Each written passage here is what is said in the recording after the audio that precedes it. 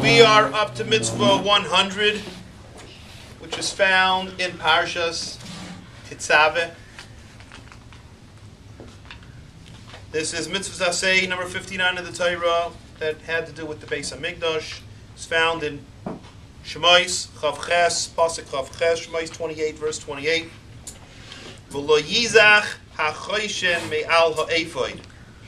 Now we've spoken in the past about the choyshen, which was the breastplate. The breastplate shall not come loose from the ephod, from the apron. That's what you could call it. Rashi refers to it as some kind of an apron. Now, it is forbidden to untie the string, which was also tied to the ephod, which held the breastplate in against the chest of the Kohen Gadol during the time while he was performing his avodah, the services. Now, in order that the breastplate should not swing forward, there was a string of blue wool, a blue string, that was tied to two rings at the bottom corners of the breastplate. So they had these two rings over here tied to that. These strings were then looped through the rings on that belt of the ephod. Well, belt of the ephod, that was the belt of the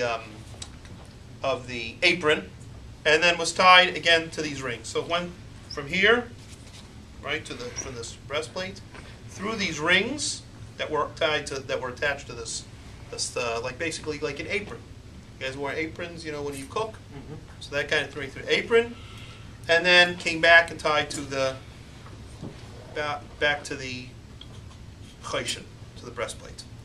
That was so it wouldn't move forward, wouldn't just like swing, right? No swinging around. Never. Now, inside the fold of this choyshen, like there was a piece, you know, they were attached to this piece that kind of folded over and back. We said was the Urim V'Tumim, and the Urim V'Tumim was a paper that had the Shem Hashem, the holy name of Hashem that, you know, was the unmentionable name, right? You say that name, it'll turn into like, you know, smoke or something, right? Now, toast.